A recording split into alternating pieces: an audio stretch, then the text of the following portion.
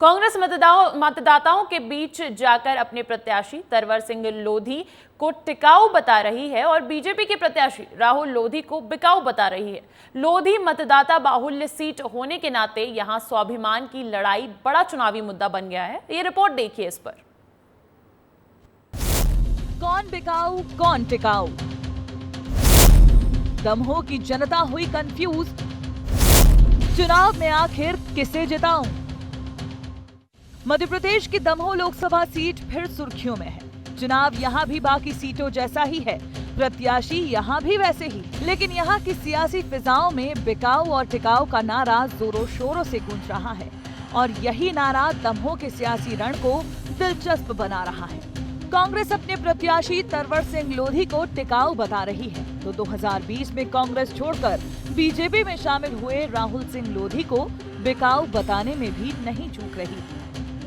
एक है टिकाऊ, एक है बिकाऊ। प्रहलाद पटेल जी, सवाल है मेरा आपसे। एक है टिकाऊ, एक है बिकाऊ, एक है लोधी, एक है लोभी। पटेल साहब, आपको बताना पड़ेगा कि आप लोभी को चुनोगे कि लोधी को चुनोगे, आप टिकाऊ को चुनोगे कि बिकाऊ को चुनोगे, सवाल है। और ये सवाल है बिकानी। वो एक तरफ बिका, एक व्यक्ति जिसने 50 करोड़ रुपए नगद दिए थे। ये आपका बेटा है, आपका भाई, आपके परिवार का साथी है। कांग्रेस जाति के आधार पर भी अपना सियासी फायदा तलाश रही है। कांग्रेस और बीजेपी के प्रत्याशी दोनों ही लोधी समाज से आते हैं, लिहाजा समाज के बीच कांग्रेस तरवर सिंह लोधी की छवि चमका रही है तो बीजेपी प्रत्याशी राहुल सिंह लोधी के खिलाफ जमकर माहौल बना रही है। जीतू भाई 1985 में मैं यहाँ से विधानसभा का चुनाव लड़ा था। ये राहुल के चाचा, ये लोग तो अभी नेतागिरी में आ गए, वो नेता थे इस परिवार में। हमारे प्रमुख प्रचारक के रूप में उन्होंने काम किया और वोटिंग के एक दिन पहले बीजेपी को समर्थन दे दिया, मतदान के एक दिन पहले।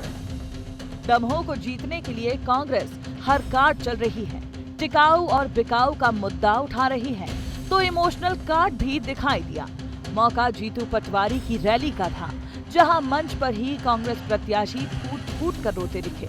हालांकि बीजेपी इससे इत्तेफाक नहीं रखती। दमोह पहुंचे बीजेपी प्रदेश अध्यक्ष वीडी शर्मा ने कांग्रेस को असहाय बताया तो तरवर सिंह लोधी के आंसुओं पर भी तंज कसा। कौन सा टिकाऊ की बात कर रहे हो आप? इस देश के अंदर कौन बिकाऊ है, ये देश की जनता ने सुनिश्चित कर दिया है। कांग्रेस और इस देश के अंदर प्रधानमंत्री नरेंद्र मोदी जी ने सारे गुलामी के प्रतीकों को समाप्त कर दिया है। एक ही गुलामी का प्रतीक बचा है, वो है कांग्रेस। नहीं, ये रो नहीं रहे हैं, ये कांग्रेस कुल मिलाकर के असहाय हो गई है।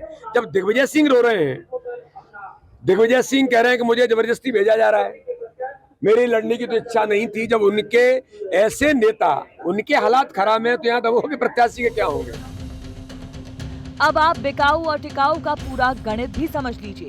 बीजेपी के प्रत्याशी राहुल लोधी साल 2018 में कांग्रेस के टिकट पर दमोह सीट से विधानसभा पहुंचे थे, लेकिन 2020 में राहुल ने कांग्रेस से इस्तीफा देकर बीजेपी का दामन थामा और जब भी राहुल सिंह लोधी बीजेपी की ओर से चुनावी झंडा उठाते हैं तो कांग्रेस बिकाऊ और टिकाऊ का मुद्दा उठा देती है और ये भी बताती है कि तरवर सिंह लोधी को भी कई ऑफर मिले, लेकिन उन्होंने कभी भी कांग्रेस का साथ